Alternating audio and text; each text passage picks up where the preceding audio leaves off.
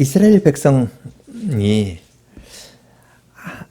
하나님의 말씀을 떠나고 바알을 섬겼습니다. 그러니까 하나님께서 신명기 28장이나 레위기 28장 같은 데에서 너희가 나를 떠나면 내가 하늘을 놋같이 굳게 하고 땅도 철같이 해서 땅에 부석부석 먼지만 나지 비가 내리지 않을 것이다. 그러한 언약의 저주를 내리겠다고 말씀하셨습니다. 그리고 그 언약의 저주에 여러 가지가 있는데 내 말을 떠나면 외국 군대가 너희들 쳐들어올 것이다. 그래서 내가 집을 짓지만 그 집에 들어가지 못하고 내가 어떤 여인하고 약혼하지만 약혼한 여인하고 살지 못하고 그 여인을 다른 남자가 빼앗아갈 것이다. 그렇게도 말씀하셨고 또 어기면 마지막에는 다른 나라의 포로로 잡혀갈 것이다. 그렇게 말씀하셨습니다. 하나님의 백성으로 언약을 맺었는데 받으면 좋고 이 언약의 말씀을 어기면 그렇게 징계하겠다 했습니다. 엘리야가 바알 신을 도입한 아합에게 와서 이제 하나님께서 징계하실 것이라고 이야기를 했고 비가 내리지 않을 것이라 했습니다. 자, 그러면 이스라엘 백성이 어떻게 해야 되겠습니까? 이스라엘 백성은 그 말을 들으면 그리고 그 말대로 비가 오지 않으니까 회개를 해야 될 겁니다. 부모님이 자식을 혼냈는데 자식이 말을 안 듣는 겁니다. 그럼 그 부모는 얼마나 답답하겠습니까? 지금 그 바알을 숭배한 것 때문에 하나님께서 이렇게 징계를 했는데요. 18장 17절을 보겠습니다. 이제 오바댜 이야기가 있고요. 엘리야를 볼 때 아합이 그에게 말하기를 이스라엘을 괴롭게 하는 자여 너냐 그렇게 말했습니다.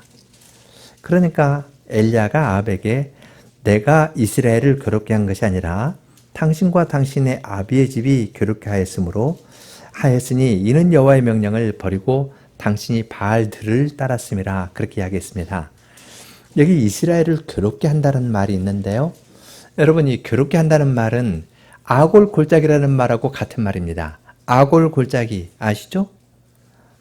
이스라엘 백성이 여리고를 점령했을 때 아간이 오다하고 금 이런 걸 숨겼었죠. 그러니까 여호수아가 아간에게 네가 이스라엘을 괴롭게 한다. 그래서 그를 골짜기에 가서 쳐서 돌로 쳐서 죽였는데요.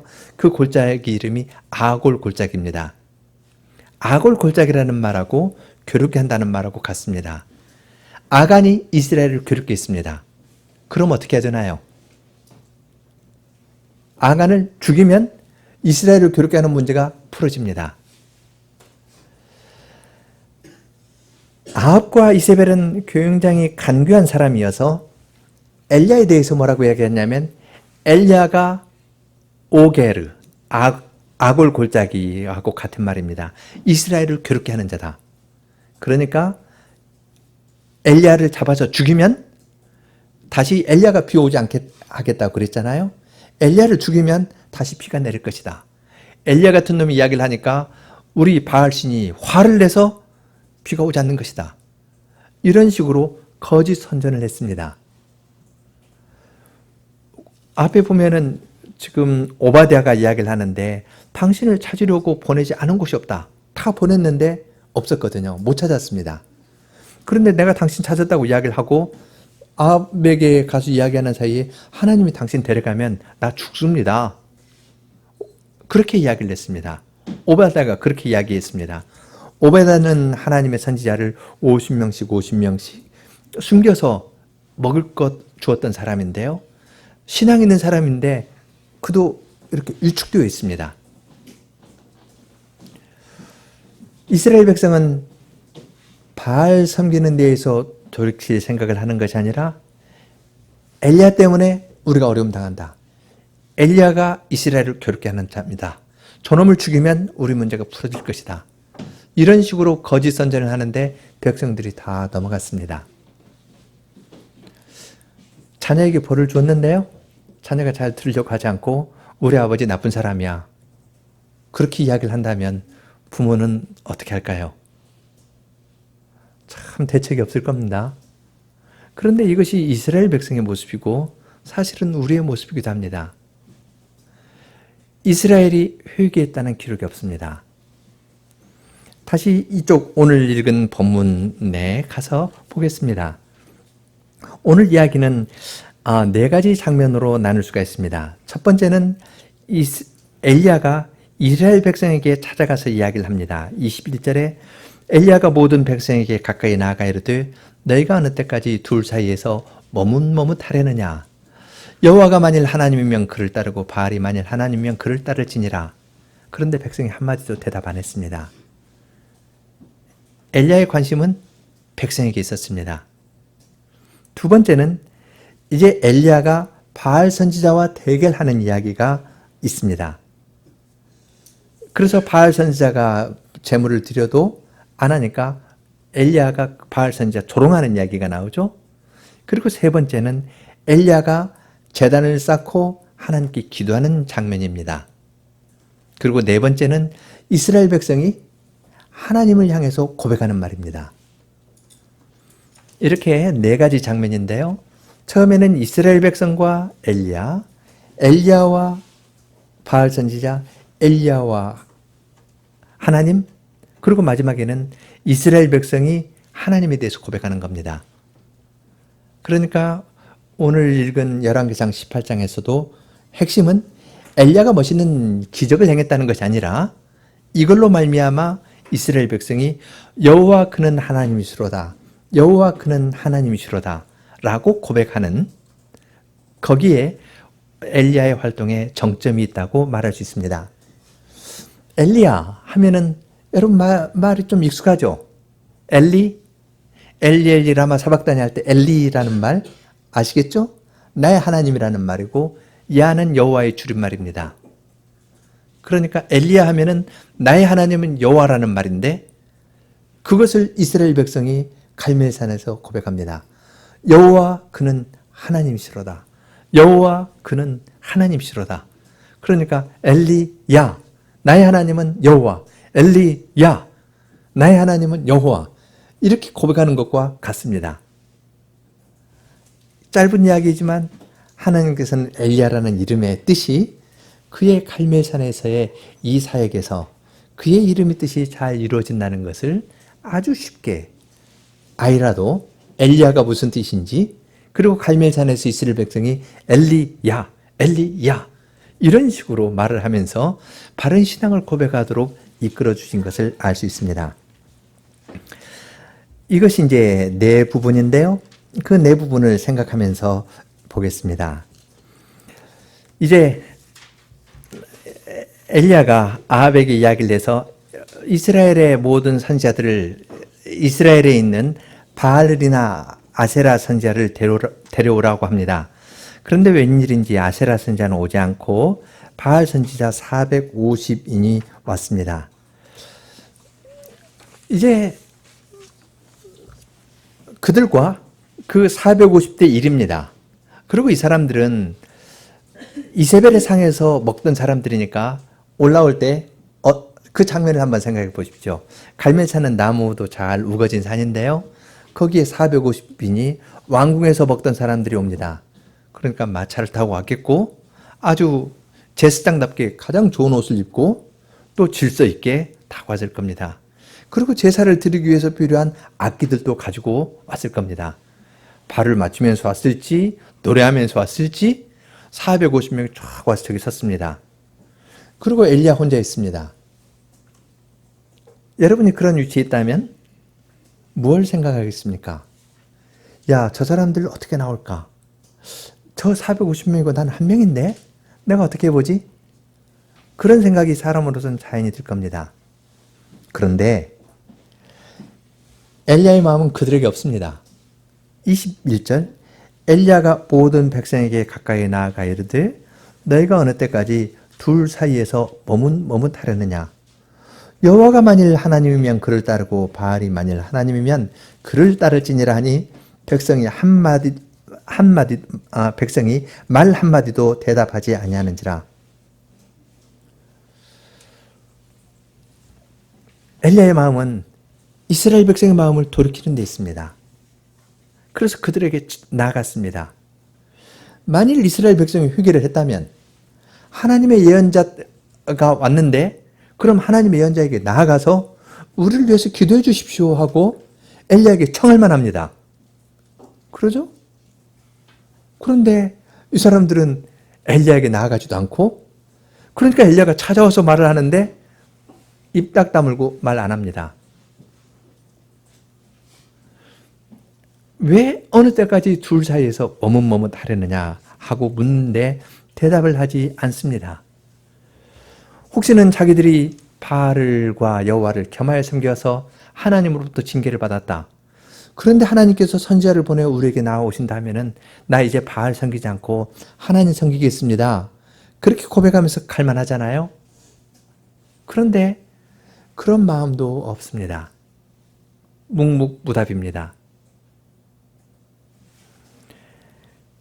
이런 것처럼 좌절되는 일은 없을 겁니다. 엘리야가 그들에게 물은 건 작은 질문이 아닙니다. 여기 지금 둘 사이에서 머뭇머뭇한다 했는데요. 이 둘 사이에서 머뭇머뭇한다는 것은 그냥 쩔룩쩔룩 하는 것하고 같은 겁니다. 쩔룩쩔룩 한다는 말인데 그 말은 뒤에 그 26절에 바알 선지자들이 그 제단 주위에서 뛰노더라 했다는 말하고 같습니다. 뛰노는데 어떤 식으로 하냐면 요즘 이야기로 하면 테크노 댄스 추는 것 같아요. 그래서 이렇게 깜빡깜빡 하면서 이렇게 막 춤을 추는 겁니다. 이쪽으로 갈 듯 하다가 안 하고 이렇게 하고 이렇게 하는, 이런 식으로 쩔뚝쩔뚝 춤추는 거, 테크노 댄스 추는 것 같은 것을 묘사하는 말인데요. 같은 단어를 썼습니다. 그래서 이스라엘 백성이 하나님을 섬길 듯 하다가 바알을 섬기고, 바알을 섬길 듯 하다가 하나님 섬기고, 쩔뚝거리고 있는 겁니다. 너희가 어느 때까지 둘 사이에서 쩔뚝쩔뚝 하려느냐. 그렇게 하지 말고 너희는 하나님과 언약을 맺었으니까 하나님에게 가거라, 돌아오너라 하고 이야기를 하는 겁니다. 이러한 초청은 굉장한 은혜입니다. 조금 더 실감나게 예를 들면요. 하나님과 이스라엘 백성은 언약을 맺었는데 그 언약은 혼인의 언약과 같은 겁니다. 하나님께서 이스라엘 백성을 안아서 하나님의 품으로 인도해 내셨고 신부로 삼아주셨습니다. 그러면 이 신부는 한 남자를 사랑해야 되는 겁니다. 그런데 이 여자가 여호와는 비도 잘 안 내리는 것 같고 비를 내리면서 우리에게 비와 양식과 생명을 주는 건 바알이라고 한다 하니까 그 바알도 가서 섬겼습니다. 한 여인이 한 남자하고 살아야 되는데 다른 남자를 하고 눈 맞아가지고 가서 살아버린 겁니다. 그럼 화가 나는 거죠. 하나님께서 이건 언약 관계 끊었다. 그렇게 하면서 3년 반 떨어져 계셨습니다. 그런데 하나님께서 무한하신 사랑 가운데 다시 찾아와서 이리 오너라. 우리 집으로 오너라. 그 남자 믿을만 하지 않으니까 그 남자 따라가지 말고 나에게 오너라. 이렇게까지 낮추어서 하나님께서 가까이 와가지고 이야기를 하시는 겁니다. 그런데도 이 여자는 남편 따라갈 생각을 안 하는 겁니다. 이스라엘 백성은 하나님께 나아가려고 생각을 안 하고 입 딱 다물고 있습니다. 그런 이스라엘 백성입니다. 그러한 이스라엘 백성의 마음을 돌이켜서 엘리야, 나의 하나님은 여호와로라, 이런 고백을 하면서 그들을 다시 회복시키는 이야기가 오늘 열왕기상 18장의 내용입니다. 엘리야 선지자가 이스라엘 백성을 먼저 찾아간 것은 바로 그러한 데 이유가 있습니다. 거짓말에 속아 살고 징계를 받아도 징계를 모르는 그 백성에게 찾아가서 하나님의 사랑을 보여주시려고 찾아간 겁니다.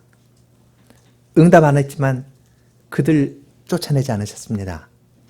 그들을 위해서 주님께서는 기적을 행하려고 하신 겁니다. 이제 두 번째 장면은 엘리야가 그 일을 위해서 바알 선지자와 대결한 이야기입니다. 엘리야는 백성 앞에서 이제 이야기를 합니다. 450명이고 난 한 명이다. 그러니까 게임의 룰을 정합니다. 송아지 두 마리를 가져와서 하나는 바알, 하나는 내가 가지고 그 다음에 나무 제단을 쌓고 나무를 거기에 두고 그 위에 송아지를 각을 뜬다 그러죠.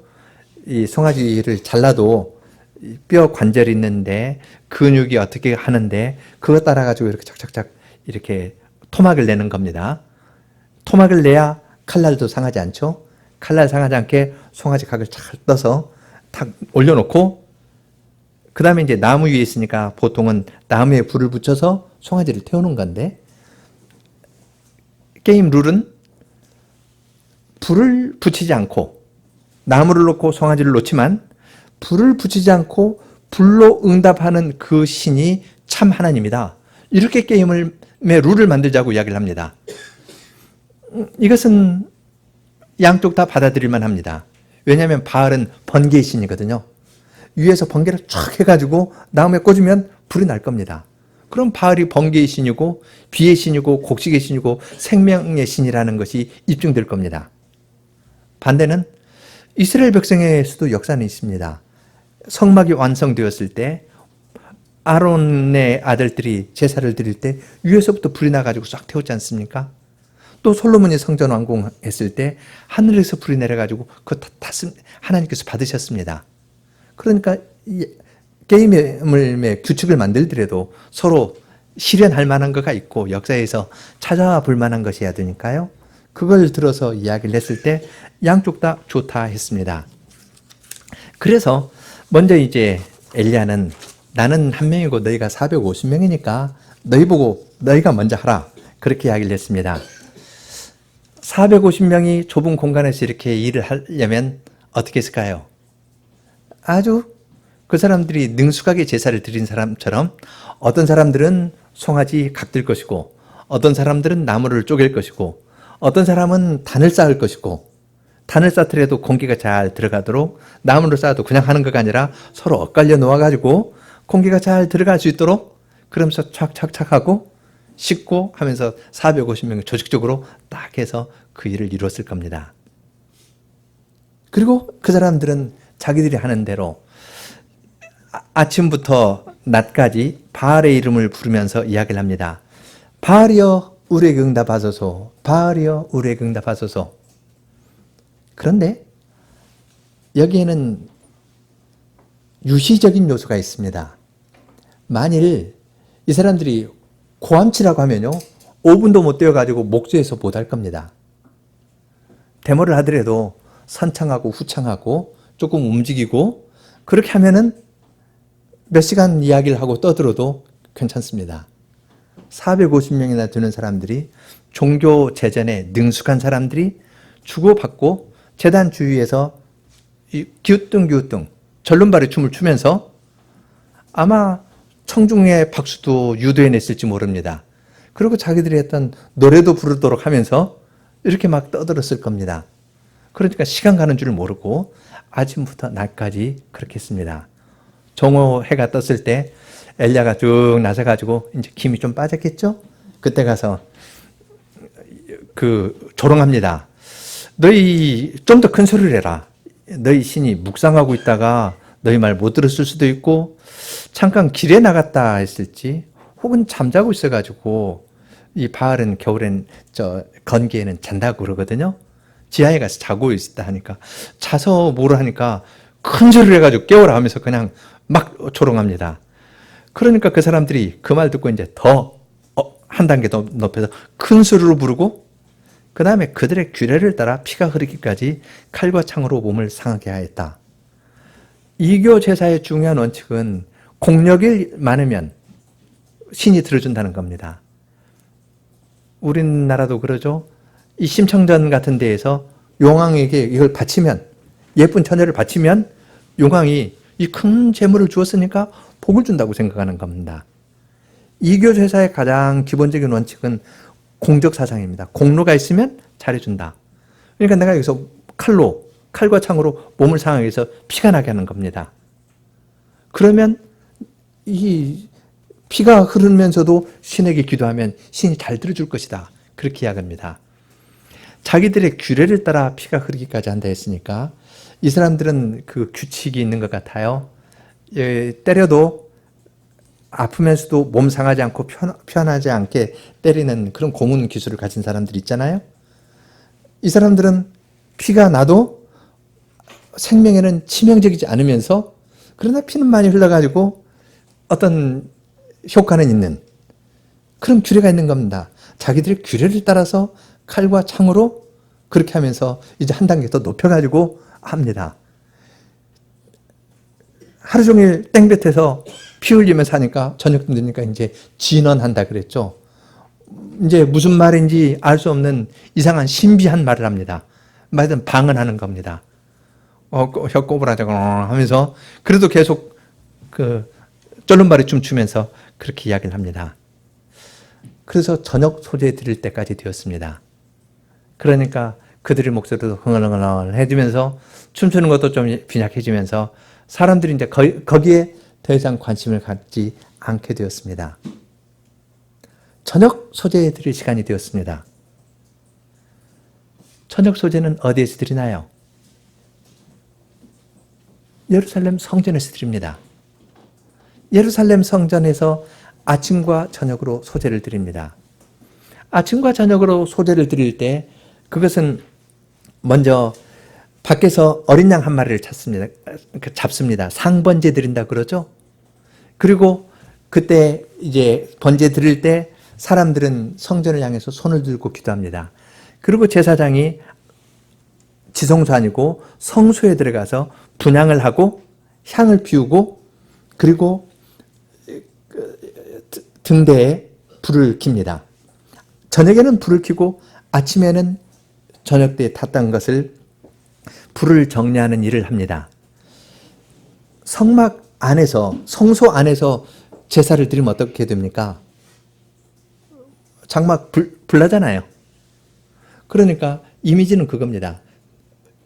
성전 뜰에서 상번제 드릴 때 이걸 드리는 것을 안으로 향으로 표시해 가지고 지성소 휘장 바로 앞에 있는 향단에서 향을 드리면 이거 하나님께 나아갑니다. 그리고 여기에서 이제 등대에 불을 켜는 겁니다. 엘리야는 그 시간에 예루살렘 성전에서 소제를 드리는 그 시간에 성소의 희생을 의지하면서 파괴된 여호와의 단을 다시 쌓고 거기에 나무를 올리고 송아지 각을 떠서 하나님께 제사를 드렸습니다. 제단을 쌓을 때 표현이 있는데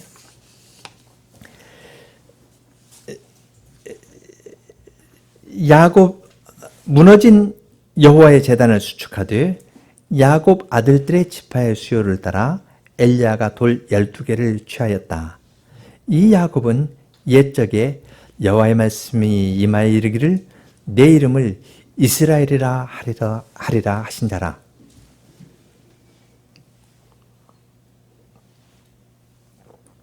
여기 의미가 담겨 있다는 거 금방 알 수 있죠? 하나님께서 야곱을 이스라엘로 바꿔주셨습니다. 그를 새롭게 하여 주셨습니다. 이름을 주시면서 하나님께서 이 폐교한 이스라엘을 새롭게 하여 주실 것을 바라면서 야곱을 이스라엘이라 부르신 그 하나님께서 하나님을 떠난 이들을 새롭게 하여 주실 것을 바라면서 그 돌을 쌓은 겁니다. 이건 북이스라엘 이야기니까 돌 10개만 놔도 될 겁니다. 그러나 12개입니다. 지파 하나 놓으면서 루벤부터 시작해가지고 이름을 하나씩 부르면서 각 지파의 이름을 부르면서 이 12지파가 주님 안에서 온전히 하나의 교회로 서서 나아가길 바라면서 돌 12개를 쌓아서 야곱을 이스라엘로 바꾸신 하나님께서 우리 민족 전체에게 은혜를 내려주십시오 하면서 제단을 쌓았습니다. 그리고 제단 주위를 돌아가면서 곡식 종자 2세알을 둘 만한 도랑을 받습니다. 이 2세알 하면은 약 15리터쯤 되는데요.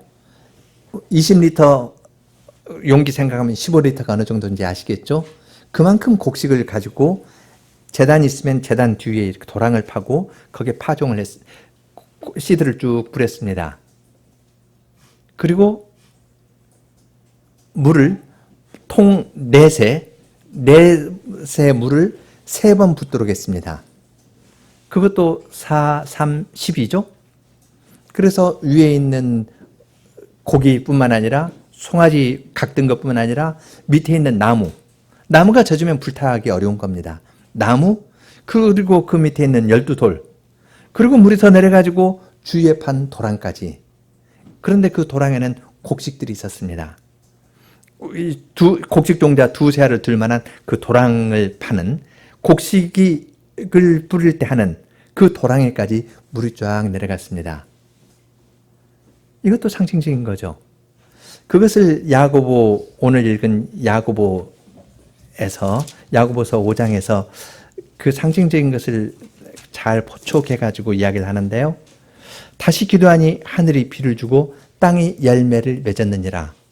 지금 비 오는 것에서 중요한 것은 곡식이 열매를 맺는 거거든요. 비가 왔을 뿐만 아니라 땅이 열매를 맺었다 했는데, 하나님께서 비를 주시고 뿐만 아니라 곡식 종자 2-3알을 둘 만한 도랑을 팠는데, 거기에 비를 넉넉하게 주셔가지고 너희에게 먹을 것을 주실 것이다. 이것을 상징하려고 이런 식으로 한 겁니다. 단지 불 내리냐 내리지 않느냐 이 문제가 아니라, 하나님께서 비도 내려주시고 너희에게 먹을 것도 주실 것이다. 이러니 하나님께 돌아오너라.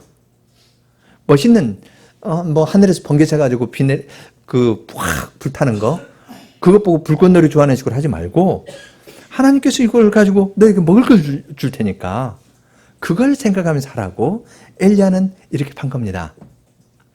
짧지만 아주 큰 의미가 있는 상징적인 행위를 이렇게 한 것입니다.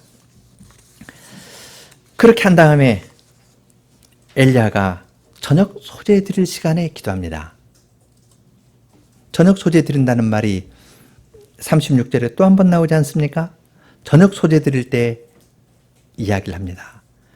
아브라함과 이삭과 이스라엘 하나님 여호와여, 주께서 이스라엘 중에서 하나님이신 것과 내가 주의 종인 것과 내가 주의 말씀대로 이 모든 일을 행하는 것을 알게 하옵소서. 여호와여, 내게 응답하소서. 내게 응답하소서. 이 백성에게 주 여호와는 하나님이신 것과 주는 그들의 마음을 돌이키심을 알게 하옵소서 하고 기도하였습니다. 엘리야는 그러한 큰 이적을 행하려고 하면서 이적을 행하는 자기에게 조금이라도 주의를 향하도록 하지 않았습니다. 아브라함과 이삭과 이스라엘의 하나님께 호소하면서 하나님께서 이스라엘 중에서 하나님이신 것과 내가 주님의 말씀대로 이 일을 하는 걸 알게 해주시고, 이 백성으로 주 여호와는 하나님이신 것과 주는 저희의 마음을 돌이키게 하시는 분이심을 알게 하옵소서 하고 기도했습니다. 내가 지금 행하는 이적 성공하게 해주십시오. 그런 기도 안 했습니다. 내가 여기서 실패하면은 저 바알 선지자 앞에서 내가 웃음거리가 되니까 내가 행하는 이적 성공하게 해주십시오. 그래서 내가 하나님의 사람인 것 나타나게 해주십시오. 그런 기도 안 했습니다. 엘리야는 자기 이름에 대한 욕심이 없습니다. 하나님께서 이들을 하나님께로 돌이키게 하시는 분이심을 알게 해주십시오. 그렇게 기도하였습니다. 단지 불을 내려서 재물을 태워달라고 기도하는 것이 아니라 하나님의 무한하신 자비 가운데 이 백성의 마음이, 강팍한 이 마음이 돌이켜지게 해주십시오. 비가 내리지 않아서 땅이 푸석푸석한데 그 푸석푸석한 땅보다도 더 강팍한 저 마음을 하나님 돌이키게 해주십시오. 이것이 엘리야가 기도한 핵심입니다. 하나님께서는 이렇게 하나님의 뜻에 맞는 기도 들으시는 것을 기뻐하셨습니다. 그래서 지금 38절 보면은 여호와의 불이 내려서 번제물, 나무, 돌, 흙 태우고 도랑의 물까지 다 탔습니다. 하늘에서 불이 쫙 내려가지고 맨 위에 있는 번제물, 송아지를 태우고, 보통은 나무에서 불타가지고 하는 건데 불이 내려서 번제물을 싹 태우고 흔적도 없이 태우는 겁니다. 그 다음에 나무도 태우고 그 다음에 그 밑에 있는 돌도 태우고 그리고 옆에 있는 돌 옆에 있는 흙도 태우고 더 가서 옆에 있는 물까지 도랑의 물까지 싹 다 핥아버렸습니다. 이날은 오늘처럼 구름이 약간 꼈을까요? 아닙니다. 18장 뒤에 보면은 엘리야가 7번 기도했을 때 저쪽에서 사람 손바닥만한 구름이 뜬 걸 보니까 마른 하늘입니다.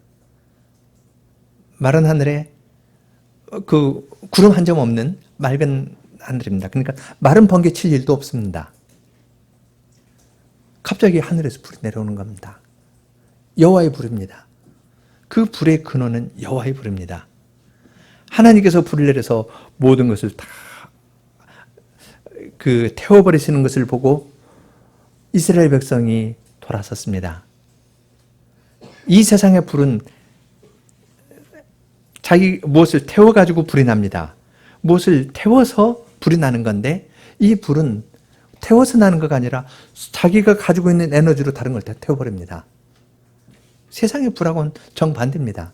그래서 탈 것이 없으면 불은 꺼지지 않습니까? 나무가 없으면 태워서 에너지를 흡수하는 건데 그것 없이 그냥 위에서부터 내려가지고 물 묻은 나무까지 돌까지 물이 있으면 불은 꺼지는 건데요.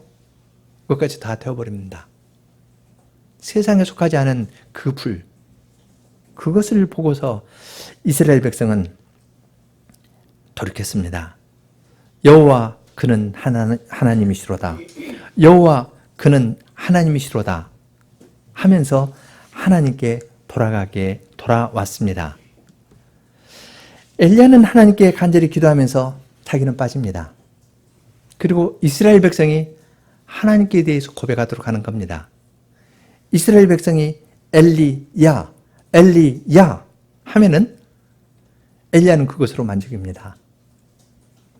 그런 마음으로 하나님께서 이스라엘 백성의 마음을 돌이키게 하신다는 것을 이들이 알고 고백하니까 엘리야는 그것으로 만족하였습니다.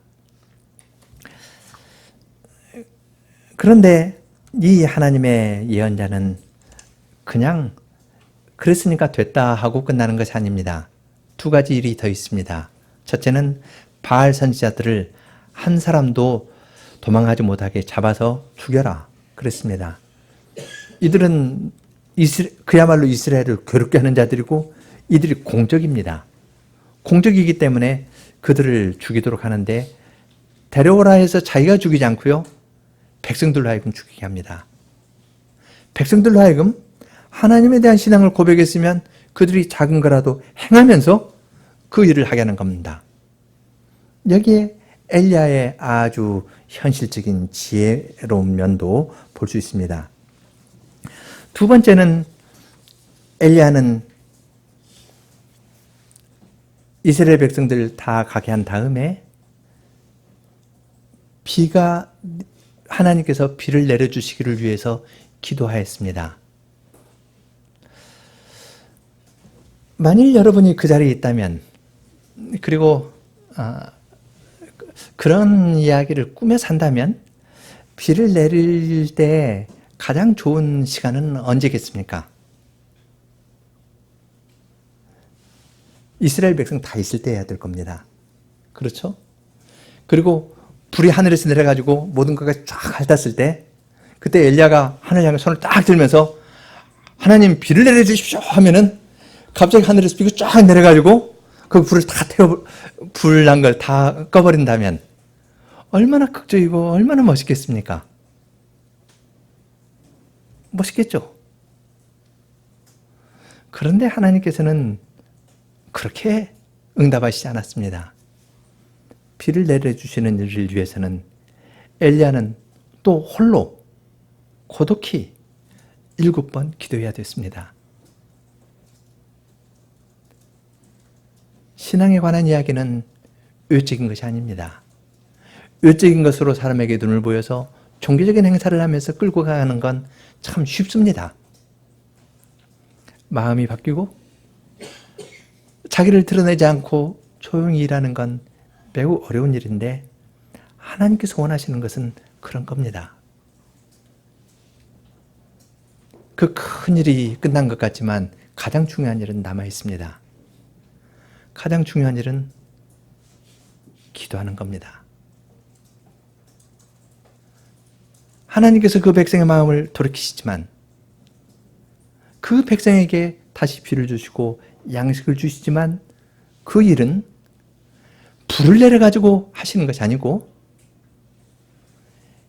비를 내려서 하시는 건데 엘리야의 기도를 듣고 7번 머리를 무릎 사이에 넣고 간절히 기도하는 그 기도를 듣고서 하나님께서 그러한 일을 행해 나가시는 겁니다. 우리는 열왕기상 18장의 이야기에서 하나님의 무한하신 어미를 봅니다. 이교의 신과 달리 하나님께서는 사람이 무엇을 봉사한다 해가지고 아부하는 사람 말 듣고 하는 것 아닙니다. 하나님의 계명을 어긴 백성에 대해서 3년 반 동안 비를 주지 않으셨습니다. 그리고 바알의 선지자 450명은 죽이셨습니다. 우리 하나님은 만으로 여김을 받으시는 분이 아니십니다. 그분은 어미로우신 분이시고 의로우신 분이십니다. 동시에 그처럼 어미롭고 무서우신 분께서 사랑이 있으신 분입니다. 그분은 말 못하는 벙어리처럼 하나님을 떠나 바알에게 가고도 그런 바알 섬기는 사람을 찾아오는 하나님의 예언자에 대해서 침묵하는 자들입니다.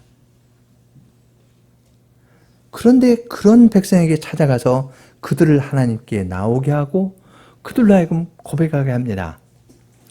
열왕기상 18장을 보면은 처음에는 21절에 엘리야가 모든 백성에게 가까이 나아갑니다. 그리고 30절 보면은 엘리야가 모든 백성을 향하여 이르되 내게로 가까이 오라 하니까 이제는 백성들이 가까이 옵니다. 그리고 벙어리 같았던 이 사람들이 엘리야, 엘리야 고백합니다. 나의 하나님은 여호와다. 우리 하나님은 여호와다.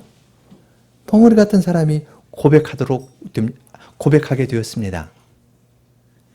이것이 죄인을 찾아오신 하나님의 사랑입니다.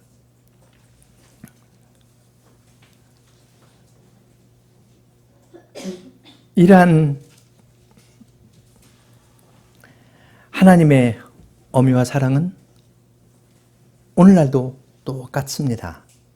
우리가 찬송을 들을 때 늘 하나님의 어미와 하나님의 사랑을 부르는데 우리는 그 어미를 알아야 될 대로 알지도 못하고 회개하지 않은 사람을 먼저 찾아가서 오지 않으려고 거부하는 사람을 찾아가서 오게 만들고 묵묵부답하고 대답하지 않던 사람을 입을 열어서 고백하게 하는 그러한 지혜와 능력과 사랑을 하나님께서 보여주시는데 그러한 것에 대해서도 잘 알지 못합니다. 그러한 것을 잘 모르는 이유는 우리의 마음이 정함이 없기 때문일 것입니다. 엘리야가 너희가 어느 때까지 둘 사이에서 머뭇하려느냐. 머뭇 하는 겁니다. 요 절름발이 춤추는 것 같습니다. 이리 가려다가 저리 가고 저리 갔다가 이리 가고 하나님에 걸려다 세상으로 가고 세상을 자다 하나님을 가고 왔다 갔다 합니다. 어느 때까지 하려느냐 하는데 그런 상태에 있기 때문에 하나님의 어미에 대해서 하나님의 사랑에 대해서 잘 알지 못합니다. 그렇지만 주님께서는 이러한 말씀으로 우리에게 오늘도 찾아오시는 겁니다. 두 마음을 품은 우리에게 찾아오시는 겁니다. 하나님의 말씀이 있어도 잘 대답하지 아니하는 우리에게 다른 생각이 있어서 대답 안 하는 겁니다. 온전하지 않아서 대답 안 하는 겁니다. 그러한 우리에게 찾아오시면서 그리스도 안에서 행하신 큰 일을 보여주시며 주님을 고백하면서 나오도록 합니다. 그리고 그러한 일은 다른 것으로 이루어지는 것이 아니라 엘리야의 7번의 기도를 통해서 이루어진다고 가르쳐 주십니다. 잘 가르쳤으니까 저절로 잘 가르쳤으니까 잘 받아들일 것이라고 생각하는 건 오해입니다. 그러면 참 쉽습니다. 목사로서 일하는 것 참 쉬운 일일 겁니다. 좋은 강의하면 되니까요. 그냥 강설은 강의하고 다릅니다. 가르쳐서 된다면 얼마나 쉽습니까? 부모님들도 자녀들 잘 가르쳐서 잘 들으면 얼마나 좋습니까? 논리적이고 체계적이고 사랑으로 실제적으로 가르쳐도 아이들이 말 듣습니까? 안 듣지 않습니까? 근데 그것이 바로 하나님 앞에서의 우리의 모습인 겁니다. 그런데도 하나님께서는 그러한 우리의 마음을 돌이키시는 거예요. 우리의 마음을 주님께 돌이키게 하는 겁니다. 이때 주님께서 사용하시는 건 말씀뿐 아니라 기도입니다. 따라서 자녀에게도 말을 많이 할 필요가 없습니다. 말을 많이 하는 것보다 자녀에 대해서 말을 많이 하는 것보다 자녀를 위해서 기도하는 것이 하나님께서 사용하시는 수단입니다. 옛적에도 그랬고 지금도 그렇습니다. 능력은 우리에게 있는 것이 아니고 하나님에게 있기 때문에 우리는 간절히 주님을 의지하면서 주님께 기도하면서 나아가야 할 것입니다. 그러한 기도를 하나님께서 기뻐 받으실 것입니다. 엘리야는 우리와 성정이 같은 사람이로되 비 오지 않기를 위해서 기도하니까 3년 6개월 비가 오지 않았고 다시 비가 오기를 위해서 기도하니까 비가 내리고 땅이 열매를 맺었습니다. 이건 우리와 관련된 이야기입니다. 특히 야고보서 5장에서는 죄의 문제를 이야기합니다. 죄와 씨름하는 데에서 이건 기도 이외에는 다른 답이 없습니다. 야고보서 5장 16절에 너희 중주가 그 죄의 문제를 이야기하면서 죄를 짓거나 죄로 말미암아 병든 일이 있을 때 이 지금 야고보서 5장의 말씀을 하는데요. 너희 죄를 서로 고백하며 병 낫기를 위하여 서로 기도하라. 의인의 간구는 역사하는 힘이 많다. 자녀가 죄를 지었을 때 도덕적으로 접근할 수 없습니다. 이스라엘 백성이 죄를 지었잖아요. 바알 섬겼습니다. 영적으로 간음했고 죄를 지었습니다. 그거 잘못했다고 이야기해서 돌이킵니까? 죄를 고백하고 죄로 말미암아 병이 생겼을 때 병 낫기를 위해서 서로 간구하고 서로 기도해라. 의인의 간구는 역사하는 힘이 크다. 그리고 엘리야의 기도를 이야기했습니다. 엘리야가 기도한 것도 이스라엘의 죄의 문제입니다.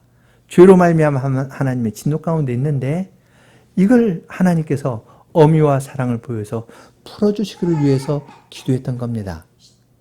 그러니까 엘리야의 이 태도는 옛날 재밌는 이야기가 아니라 구약 성도의 태도로 우리 모두가 배우고 우리 모두가 죄와 싸우는 신령한 전쟁을 하면서 가정에서나 교회 안에서 본받고 나가야 될 모습입니다.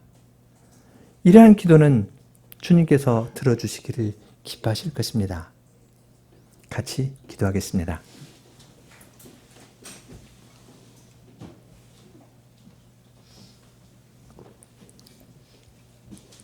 거룩하신 주님, 오늘 오후에도 저희에게 말씀으로 주님의 무한하신 어미와 주님의 무한하신 사랑과 주님의 지혜에 대해서 또한 불순종하는 자를 돌이키는 데에서 나타난 주님의 능력에 대해서도 사람의 마음을 돌이키시는 주님의 능력에 대해서도 저희에게 가르쳐 주셔서 감사합니다. 저희는 하나님에 대해서 이야기한다면서도 또한 하나님의 어미와 사랑을 노래한다면서도 그 깊이를 바르게 알아야 될 대로 알지 못하는 자들이지만 그러한 저희에게 엘리야의 이 이야기를 통하여 하나님의 무한하신 어미와 사랑과 하나님의 능력과 지혜에 대해서도 알려주시고 또 무엇보다도 이러한 일을 할 때 하나님께서 엘리야의 기도를 사용하신 이야기를 저희에게 알려주셔서 저희도 이 세상에 사는 동안에 사랑과의 관계를 의지해서 사람을 중요하게 생각하여서 사람에게 말하고 설득하는 것에 마음을 많이 기울이고 살아가는데, 잘 가르치는 것에 마음을 기울이고 살아가는데, 그러한 데에 국한하지 않고 그들의 마음을 하나님께로 향하고 하나님께서 그 일을 이루시도록 하기 위하여 기도하면서 뒤로 물러서는 엘리야의 모습을 저에게 가르쳐 주셨사오니, 이러한 모범을 저희들이 잘 따라 행하여서 주님의 교회가 저희의 봉사와 기도로 말미암아 더 흥왕케 되고 번성케 될 수 있도록, 또한 거역하는 자들이 주님께 돌아올 수 있도록 주님께서 은혜를 내려주시기를 구합니다. 예수님 이름으로 기도드립니다. 아멘.